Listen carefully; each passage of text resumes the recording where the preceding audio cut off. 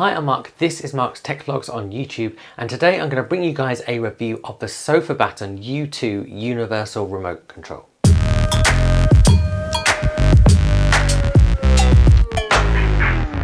Now this is a universal remote control that allows you to consolidate all of the different devices you might currently have different remotes for.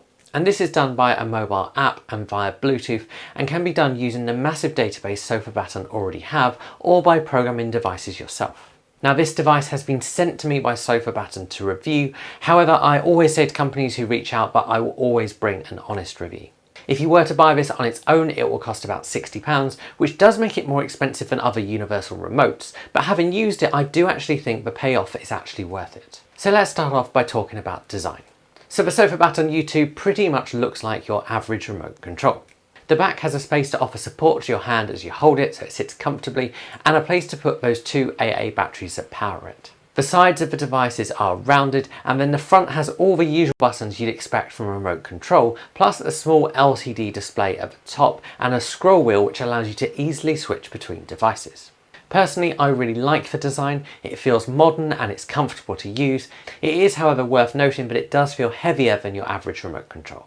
The other thing I really like about this device from a design perspective and from a usability perspective is that it feels really well made, and those buttons have a really satisfying click when you use them. So let's talk about specification. So this remote can work with up to 15 different devices and has a range of 10 meters. For most people, this will cover your average room quite comfortably, wherever that device is in your room. It pairs with a massive variety of devices, including things like TVs, DVD players, set-top boxes like Apple TVs, Sky and Roku, and it even works with speakers. And the manual programming mode basically means if you've got a remote control that works via infrared, you can program it into this device. The screen on the device shows you the currently selected device that you're controlling, and that screen lights up when you use the remote or when you lift it up. This of course is great for saving battery life when you're not using it. When it comes to setting up the devices, this is done via the SofaBaton app, and it connects to your phone running that app via Bluetooth. This app works with both Apple and Android, but I've only used it with Apple. It's also worth noting for spec that this device has two IR lights on the top. This helps you get a better range from this device. And then this remote also works via Bluetooth, and so there are certain devices you might want to control via connecting to Bluetooth rather than infrared. And then a final thing for spec that we should talk about is that there is a macro mode, and this can be programmed to do multiple commands at once. For example, maybe you want to use the power button to switch on your television and your set-top box at the same time. And this leads us nicely to talk about setup. So setting up this remote is done via the mobile app, and it can be done in one of 4 different ways. So all methods start with connecting the remote control to the smartphone app. This is really easy, and of course the first time round it involves a little bit of extra pairing. So the first way you can pair remotes is via the massive database already on the app. This is as simple as searching through the different brands and manufacturers and then finding the device you want to add. From there you hit save and give it a name, and it's there on the remote ready to use. Secondly, if you've got a device that isn't listed, you can manually program each button from a remote. This of course is more time consuming, but is useful for more niche devices. For example, I worked through this with my little speaker remote so I could program the volume controls and a power button for my speakers. This is done by placing your old remote and your new remote opposite each other and holding down the button that you want to program via the app. Thirdly, there's a mode called IR matching, and this has the app search for signals that may or may not match your device. This works through a few different choices until you find a match. This is useful if you've got a branded TV, for example Samsung, but the actual device isn't on there. This can help you find the right signal for your device. And then finally, there is Bluetooth mode. This is perfect for devices that also support control via Bluetooth, for example the Apple TV 4th generation. When setting this up, you simply pair the remote with your set-top box. This is how I've set up my Apple TV, as you can see from the picture of the remote with the little Bluetooth signal next to my Apple TV. With all of these methods, the name that you give the device in your app is the name that appears on the remote. And you can also drag the order around in the app as well. It's also during the setup process you might want to turn some of the keys into macro keys. This is where you can join commands together. And once you've got your remotes paired, you're pretty much ready to go. So let's talk about what this is like to use. So I've been using this for just over a week, and I've actually been really impressed.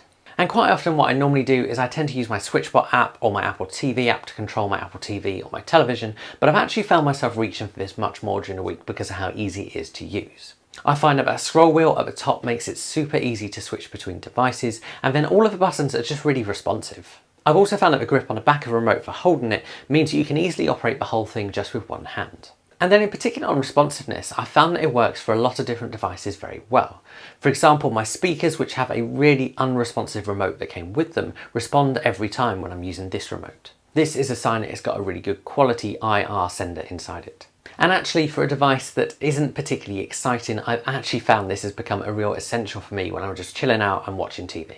So all in all, what's the verdict on this SofaBaton U2 remote control? So having had universal remotes in the past and found them really clunky, this is actually a breath of fresh air.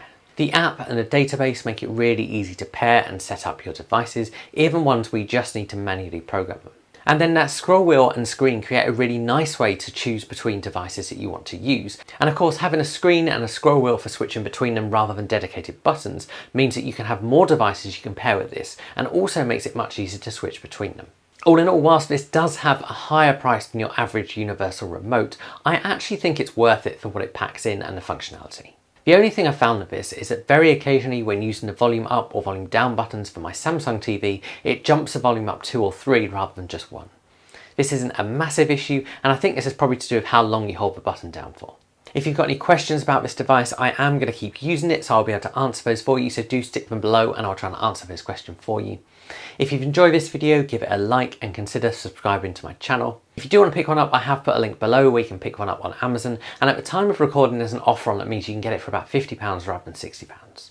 As I said right at the start, this is a product that was sent to me by the company for free to review. However, it's not a product I've been told to say nice things about. As always, I will always say honest opinions on products, and I will answer your questions as well. So if my opinion changes on this product as I use it more, I'll also update the description to let you guys know. I will see you guys again soon.